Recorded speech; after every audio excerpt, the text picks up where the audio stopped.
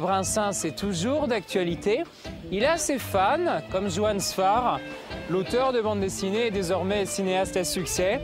Johann Sfar qui est commissaire d'une exposition consacrée à Georges Brassens. Lise Pressac est allée le rencontrer.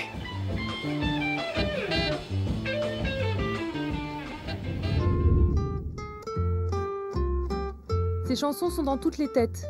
Georges Brassens, monument de la culture musicale française, mort il y a 30 ans, aurait eu 90 ans cette année. Le dessinateur Johann Sfar s'adresse ici aux enfants qui ne l'ont pas connu et aux plus grands qui pensaient bien le connaître.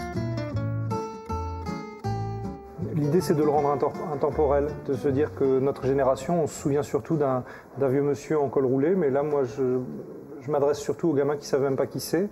Et je crois que c'est assez facile pour un enfant de classer Brassens dans la même famille que Jean de La Fontaine ou que Molière ou que des personnages qui lui font bien aimer son pays parce que c'est un pays qui se définit plus autour d'une langue, autour d'une manière d'être un peu revêche face aux uniformes, aux institutions, à tout ça.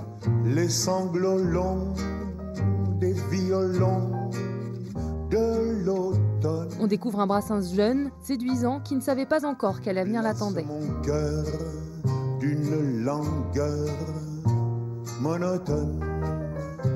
À un moment, j'ai mis le nez dans ces lettres à Toussenot, donc le moment où c'est un Brassens qui a 10 ans de moins que moi aujourd'hui, qui ne sait pas encore qu'il va être chanteur, et qui écrit à son copain à quel point il est fauché, à quel point il ne veut pas faire un vrai travail, il veut écrire des choses, il ne sait pas exactement quoi. Et cette énergie-là, j'ai bien aimé la communiquer parce que je me dis qu'elle peut parler à beaucoup de jeunes gens aujourd'hui qui voudraient devenir, je ne sais pas, romancier, artiste, cinéaste, j'en sais rien. Mais voir ce type qui ne sait pas où il va, mais qui sait qu'il y va, avec une espèce de colère, avec ça m'a paru très intéressant à dessiner. Mourir pour des idées, l'idée est excellente. Texte de chansons de Georges Brassens d'un côté, dessin de Johann Sfar de l'autre, deux univers pas si étrangers. Visuellement, il y a un désert sur Brassens, c'est-à-dire qu'il n'y a pas de jolies images sur lui. Et ensuite, parce que tout ce qu'il écrit raconte des histoires. Il y a toujours un père et son fils, un mec et la nana qu'il aime, un mari cocu. Alors tout ça, ça se dessine beaucoup. Et il y a des idées. Et les idées en bande dessinée, ça passe très bien. Mourons pour des idées, d'accord, mais de mort lente, d'accord, mais de mort lente. Moi, à dessiner, il m'est venu tout de suite. Je me demandais jamais si j'allais le faire ressemblant ou pas. Et j'ai essayé de ne pas avoir de système pour le dessiner. Donc il y a des fois, il est en chat, des fois, il est jeune, des fois, il est vieux. Les yeux n'ont jamais la même forme, le nez non plus. J'essaye de le systématiser le moins possible et de toujours me dire que c'est lui. Et alors des fois, je perds complètement la ressemblance, mais c'est pas grave. Et des fois, je la retrouve. Leur seul luxe, ici-bas. Illustrer ses chansons, c'est s'exposer dans chaque chanson à dessiner ou un squelette ou une femme à poil, donc c'est très amusant à dessiner, c'est un monde dans lequel je me sens bien.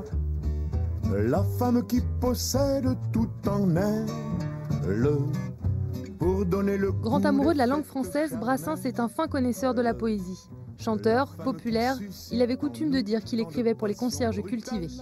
La femme est avant tout sentimentale. Ça, c'est curieux de voir à quel point il avait presque honte de connaître autant et la philosophie et la littérature classique et la poésie, parce qu'il ne voulait pas passer pour un cuistre ou pour un prétentieux. Et en même temps, il est tellement pétri d'écriture, il connaît tellement tout ça, que ça ressort dans ce qu'il écrit. C'est-à-dire qu'il y a une stance de Brassens, il y a une manière de construire des vers et tout ça. Donc c'était un autodidacte, mais c'était un autodidacte furieusement cultivé. Je crois qu'il ne se prenait pas beaucoup au sérieux. Je pense qu'il prenait très au sérieux l'écriture, le temps qu'il fallait pour écrire une chanson, ça c'est important. Je crois qu'il avait un rapport au travail très particulier, c'est-à-dire que même très malade, il allait faire ses concerts et on lui donnait des piqûres pour qu'il puisse jouer ses chansons. Donc lui qui prétendait détester la scène, il ne la détestait pas tant que ça, il était timide, mais il allait quand même sur scène. Je sais pas, moi il me fascine de manière presque amoureuse d'ailleurs.